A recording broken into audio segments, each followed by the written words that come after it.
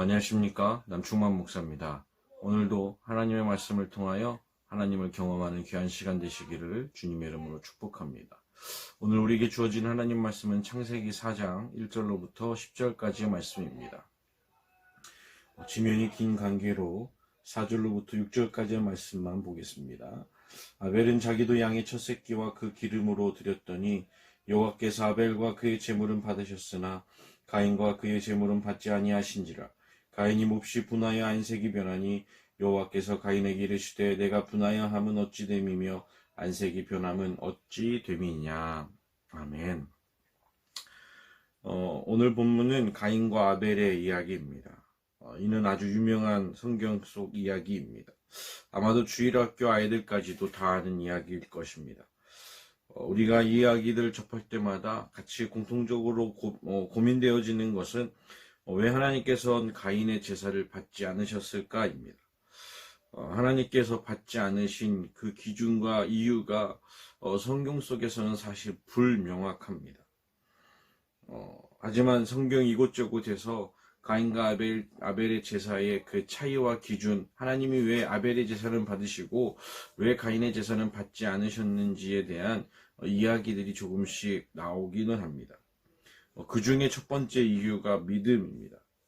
히브리서 기자가 믿음의 조상들을 나열하며 특히 아벨은 믿음으로 예배를 드렸다라고 말하고 있습니다. 그런데 이 이야기는 조금 오늘 본문에 비추어 생각해 보면 조금 거기에 대한 근거가 불충분해 보입니다.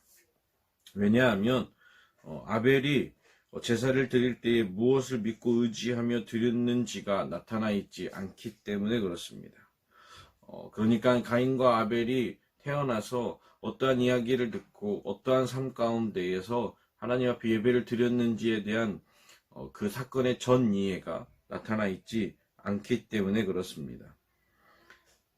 선악과 사건에서 아담과 하와가 범죄하였다라고 정확하고 명확히 말할 수 있는 건 이미 선포된 하나님의 말씀 때문입니다. 하지만 하나님의 말씀이 만약에 선악과 사건 이전에 없었다라고 한다면 그 선악과를 따먹지 말라고 하는 하나님의 말씀이 없는 상태에서 아담과 하와가 선악과를 먹은 이유로 벌하신다면 아마 하나님이 내리시는 그 벌에 대한 정당성에 대한 의문의 여지가 있게 되는 것입니다. 그렇다면 왜 가인의 제사는 받지 않으셨을까? 또 달리 얘기하는 것은 바로 이 아벨의 제사의 모습 때문입니다. 그는 양의 첫 새끼를 하나님 앞에 드렸습니다. 하지만 아벨이 양의 첫 새끼를 또 희생의 제물처럼 하나님 앞에 드렸다라고 하는 그 이야기도 역시 오늘 본문에 비추어 보면 그 이야기의 근거가 조금은 약해 보입니다. 만일 양의 첫 새끼 때문에 이 아벨이 양의 첫 새끼를 드림으로 말미암아 하나님께서 받으셨다라고 한다면 가인은 시작부터 그는 실패자입니다. 그렇기 때문에 그렇게 되면 사랑의 하나님을 우리는 발견할 수 없습니다. 왜 하나님께서 시작부터 이 가인은 농사를 짓는 자로 아벨은 가축을 모는 자로 만드셔야만 했고 이 어쩔 수 없이 만들어진 이 차이가 결국에는 하나님께서 가인을 벌하시는 일을 야기하게 되지 않습니까? 그렇기 때문에 양의 첫 새끼가 가인과 아벨이 드린 예배의 그 제사의 차이라고 하는 이유도 여전히 우리 가운데에는 시원하게 그 이유를 설명하기는 어려워 보입니다. 그렇다면 오늘 우리가 이 본문을 비추어서 유추할 수 있고 생각할 수 있는 것은 한 가지가 있습니다. 그것은 바로 무엇이냐면 가인의 모습인 것입니다. 하나님께서 웬일인지 받지 않으셨습니다. 그 이유가 나타나 있지 않기 때문에 그 이유를 우리가 추측할 수는 없습니다. 그런데 가인의 행동을 보면 좀 의아합니다. 가인은 하나님께서 자신의 제사를 받지 않으시니 그가 얼굴을 붉히게 됩니다. 낯빛이 변하기 시작합니다. 그러자 하나님께서는 가인에게 왜 분해하고 왜 낯빛을 변해하는지를 물으십니다. 그리고 하시는 말씀이 네가 만일 선을 행하였다면 그렇게 반응했겠느냐라고 말씀하십니다. 가인이 드리는 제사의 기준은 바로 하나님이 아닌 바로 자신이었던 것입니다.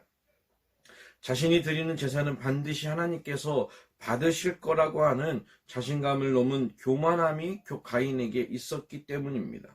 가인은 자신의 제사를 받지 않으신 하나님께 여쭈어야 했습니다. 왜 받지 않으셔요? 제가 어떻게 해야 합니까?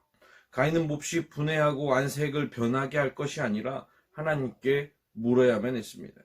하지만 가인은 하나님께 여쭙지 않고 자신의 생각대로 되지 않자 분을 내고 안색이 변하기 시작합니다. 그리고 심지어 자신의 동생을 죽이기까지 합니다. 이 모습이 오늘을 살고 있는 우리에게서도 쉽게 볼 수 있습니다.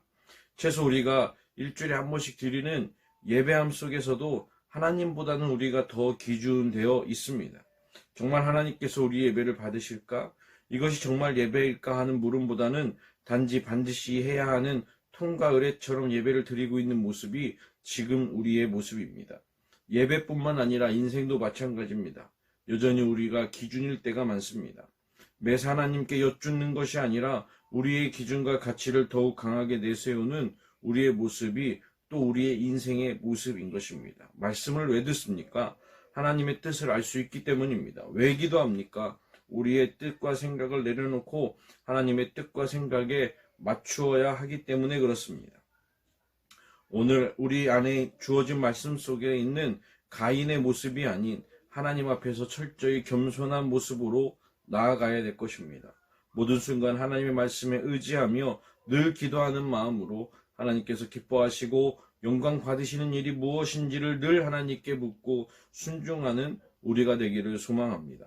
하나님의 은혜와 평강이 우리 모두의 삶의 자리 깊은 곳까지 가득하시기를 축복합니다. 감사합니다.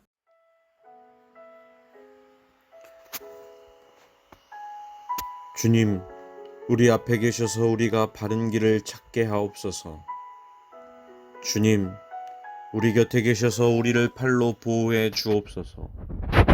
주님, 우리 뒤에 계셔서 악한 사람들의 악한 계획에서 우리를 보호해 주옵소서.